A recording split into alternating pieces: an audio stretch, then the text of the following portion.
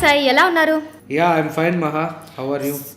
Fine. So ఇప్పటి వరకు అసలు మెగా అంటే నంబర్ ఆఫ్ ప్రాజెక్ట్స్ కన్స్ట్రక్షన్ గురించి సోషల్ మీడియాలో చూస్తూ ఉన్నాం. బట్ ఈరోజు ఒక యూనిక్గా ఉండే ఒక ప్రాజెక్ట్ గురించి మనం డిస్కస్ చేద్దామా? ఆబ్వియస్లీ. అయితే మరి యూనిక్గా ఉండే ప్రాజెక్టు అనుకున్నప్పుడైతే ముఖ్యంగా మనం అనేకమైన ప్రాజెక్టులు చేస్తున్నాం కదా, నేషనల్లో ఇంటర్నేషనల్లో.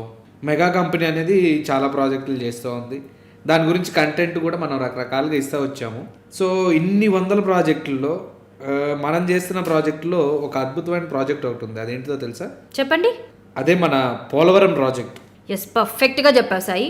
అసలు ఒక కొత్త పద్ధతిలో ఈ ప్రాజెక్ట్ గురించి ఖచ్చితంగా మనం డిస్కస్ చేయాల్సిందే. ఎందుకంటే ప్రాజెక్టు స్టార్టింగ్ నుంచి అది కంప్లీట్ అయ్యే వరకు కూడా ఎంటైర్ ఒక యునిక్ ఫేజ్లో, అంటే అన్ని ప్రత్యేకతలే అని చెప్తాం. నిజంగా పోలవరం అంటే ఒక వరం అని అనుకోవాలా? ఖచ్చితంగా. ఎందుకంటే ముఖ్యంగా పోలవరం అనేది జీవనాడి లాంటిది మన తెలుగు ప్రజలకి. ఎందుకంటే దీనివల్ల చాలా మల్టీపర్పస్ ఉపయోగాలు అయితే ఉన్నాయి. ఒకటి ఇరిగేషన్ కావచ్చు, 2 వాటర్ కావచ్చు, 3 పవర్ జనరేషన్. ఇట్లా అనేకమైన ప్రయోజనాలు ఈ ప్రాజెక్ట్ వరకు ఉంది. కాబట్టి ఈ ప్రాజెక్ట్ చాలా గొప్పది. అండ్ ఇది నిర్మిస్తున్నందుకు మన మెగా కంపెనీ, అట్లాగే ఇది చేపట్టిన ప్రభుత్వాలు అన్ని చిరస్థాయిలో నిలిచిపోతాయి.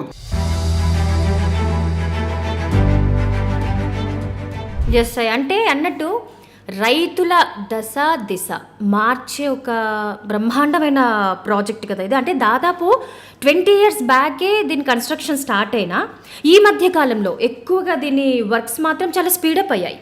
ఎస్ వర్క్ అయితే మాత్రం చాలా స్పీడ్గా టేకప్ చేయడం అనేది జరిగింది. మీరు అన్నట్టు ఇది నిజంగా వరమే రైతులకి. వరం, అది వరం ప్రాజెక్ట్ అనే చెప్పాలి.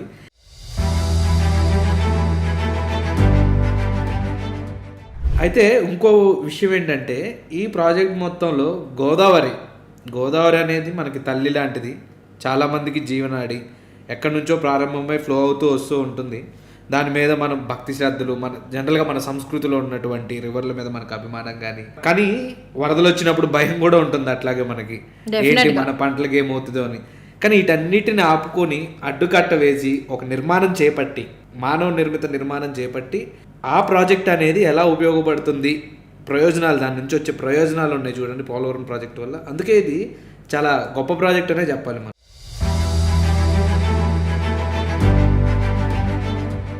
అయితే దీని బెనిఫిట్స్ ఇవన్నీ పక్కన పెడితే అసలు ఈ ప్రాజెక్ట్ నిర్మాణమే ఒక ఇంజనీరింగ్ అద్భుతం మనం అని చెప్పాలి. ఎందుకంటే జనరల్గా మీరు ఎక్కడైనా చూస్తే ఒక ఇరిగేషన్ ప్రాజెక్ట్లో స్పిల్వే అనేది స్పిల్వే రివర్ కోర్స్ మీద ఉంటుంది. అంటే నది ప్రవాహం మీద అడ్డుకట్ట వేసి దాన్ని మనకు కావాల్సినప్పుడు ఆ వాటర్ స్టోరేజ్ చేసుకోవడానికి ఈ ప్రాజెక్ట్ అనేది జనరల్ ఇరిగేషన్ ప్రాజెక్టులు, డ్యామ్ ఇన్వాల్వ్ అయిన ప్రాజెక్టులు ఉంటాయి. అయితే పోలవరంలో ఇంట్రెస్టింగ్ టాపిక్ ఏంటంటే నదినే మళ్లించారు. నది ప్రవాహాన్ని మళ్లించి రైట్ సైడ్లో, గోదావరికి రైట్ సైడ్లో స్పిల్వే అనేది నిర్మాణం చేశారు. అది ఎంత అద్భుతం! ఇంత పెద్ద గోదావరి నదిని మళ్లించి స్పిల్వే నిర్మించారు అనేది ఒక అద్భుతం. అయితే మీకు నది మధ్యలో చూస్తుంటాం ఈ స్పిల్వే అనేది పటిష్టంగా ఉండటం కోసం 2 కొండల మధ్య రైట్ సైడ్, అందుకని స్పిల్వేని నది కోర్స్ కాకుండా సైడ్కి నిర్మించి నదిని మళ్లించడం జరిగింది. సో ఇది ప్రపంచంలోనే అతిపెద్ద డిశ్చార్జ్ కెపాసిటీ కలిగిన స్పిల్వే. అండ్ దాని పొడవు వచ్చేసి 1.18 కిలోమీటర్స్. అంటే ఎంత పెద్దదో అనేది మనం గమనించవచ్చు.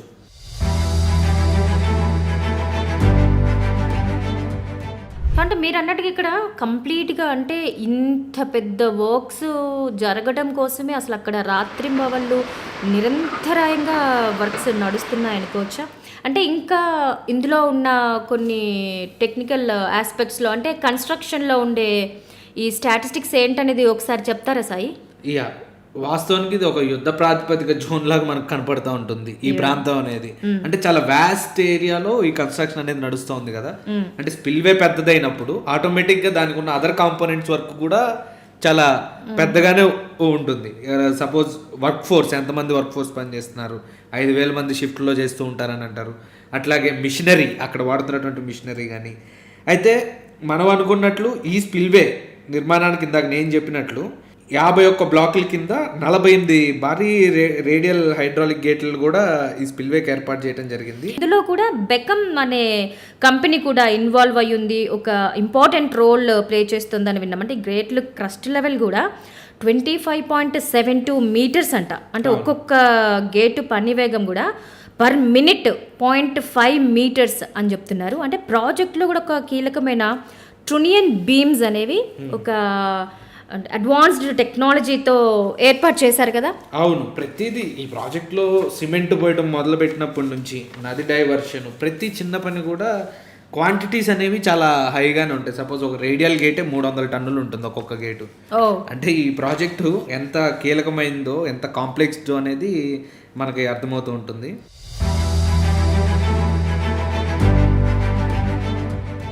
అంటే మనం అనుకున్నట్టు భారీ ప్రాజెక్టులు అంటే ఇక్కడ ఆ భారీ తనం అనేది ఇందులో లిటరల్ గా చూస్తున్నాం మనం. ఎగ్జాక్ట్లీ. అంటే ఒక రకంగా ఇది ఇంజనీరింగ్ మార్వెల్ మీరు ఫస్ట్ వాడారు కదా వర్డ్. అసలు నిజంగా అసలు మనం ఒక గర్వపడే విషయం కదా. అసలు ఇదంతా వండర్ అనిపిస్తోంది. అసలు స్పిల్వే అయితే కంప్లీట్ అయింది. ఓకే, ప్రజెంట్ ఇంకేమేం వర్క్స్ నడుస్తున్నాయి సాయి? మనం చూసుకున్నట్లయితే మనం స్పిల్వే నిర్మాణం అనేది పూర్తి అయిపోయింది. అట్లాగే ఫిష్ ల్యాడర్ అనే ఒక స్ట్రక్చర్ కూడా మనం దీంట్లో ఒక ఇంట్రెస్టింగ్ పాయింట్ ఏంటంటే ఫిష్ ల్యాడర్ అనే దాన్ని నిర్మించాం. మనకు అనిపించవచ్చు ఫిష్ ల్యాడర్ ఏంటి, చేపలు నిచ్చెన లేకపోతాయా అని.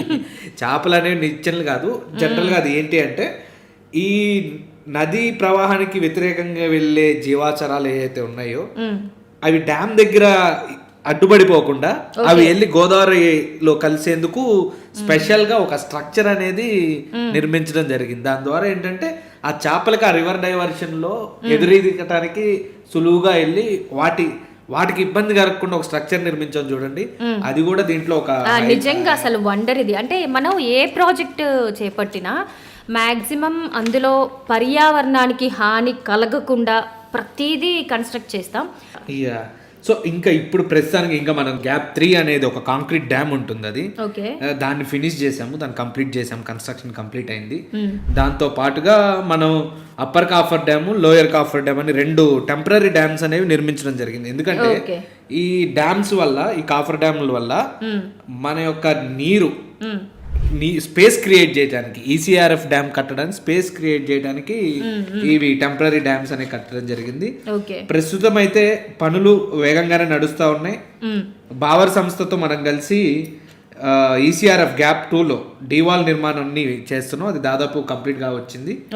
అట్లాగే ఈసీఆర్ఎఫ్ పనులు, అసలు ఈ డీవాల్ ఏంటి అంటే ఈసీఆర్ఎఫ్ నిర్మాణానికి కింద ముందు డీవాల్ అనేది ఒక బేస్ గా ఉంటుంది. ఎందుకంటే ఇసుక తిప్పలు కాబట్టి మన నార్మల్ కాంక్రీట్ స్ట్రక్చర్ చేస్తే అది నిలబడదు. భూమిలోకి పునాదులు 90 మీటర్లు, దాదాపు 90 మీటర్లు కాంక్రీట్ వర్క్ తో ఈ డీవాల్ అనేది నిర్మాణం చేసిన తర్వాత దాని మీద మనం ఈసీఆర్ఎఫ్ అనేది earth cum rock fill dam నిర్మిస్తాం. సో ఇదే ప్రధానమైన డ్యామ్. స్పిల్వే కన్నా ఈ ఈసీఆర్ఎఫ్ డ్యామ్ అనేది మొత్తం ప్రాజెక్ట్ కి ప్రధానమైనది. ఒక హార్ట్ ఇది అనుకోవచ్చు, ఎగ్జాక్ట్లీ హార్ట్ అని మనం అనుకోవచ్చు. సో దాన్ని మనం చేస్తున్నాం. అయితే దీంట్లో ఏంటంటే నదీ గర్భానికి దాదాపు 1,30,00,000 ఘనపు మీటర్ల ఇసుకను మనం పంప్ చేసి దాన్ని స్ట్రెంగ్తెన్ చేస్తున్నాం. ఈ ఈసీఆర్ఎఫ్ నిర్మాణం కోసం ఈ గ్రౌండ్ ని స్టెబిలైజ్ చేస్తున్నాం. దీన్ని కవర్ ప్రొటెక్షన్ గా కూడా మనం అనుకోవచ్చు. సో ఇది ఒక ఇంపార్టెంట్ వర్క్ అక్కడ నడుస్తున్నది. సో ఇది క్లిష్టమైంది కూడా. సో ఈ earth cum rock fill dam అనేది జోరుగా ఈ పనులు అనేవి జరుగుతున్నాయి. గ్యాప్ 2, గ్యాప్ 1 2 భాగాల్లో. అంటే మన సౌలభ్యం కోసం మనం వర్క్ స్ట్రక్చర్ లో భాగంగా గ్యాప్ 2, గ్యాప్ 1 ఇట్లా వర్క్ అనేది ఈ రెండిట్లో నడుస్తుంది.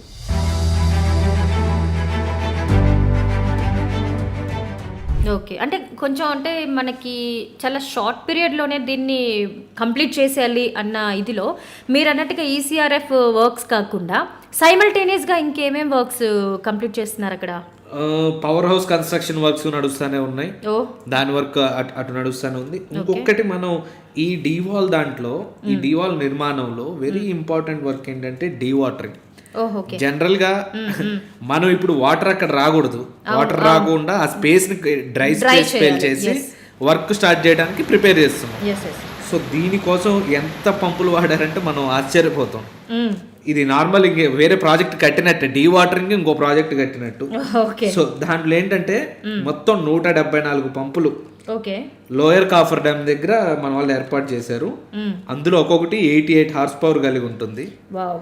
అట్లాగే 104 పంపులు, ఒక్కొక్కటి 68.5 సామర్థ్యం కలిగినవి 70 పంపులు ఏర్పాటు చేశారు. అంటే అంత స్టెబిలైజ్ చేయడానికి, ఆ ల్యాండ్ చేయడానికి ఈ వర్క్ అనేది నడుస్తుంది.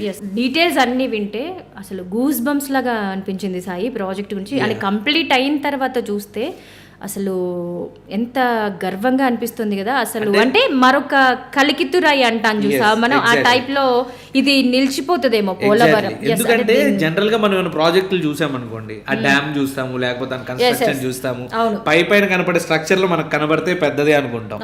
పోలవరంలో అది గొప్పతనం ఏంటంటే అది ఆ కనపడే స్ట్రక్చర్లే కాదు, దాని కోసం చేపట్టిన ఏ చిన్న పని అయినా కూడా చాలా జైగాంటిక్ వర్క్.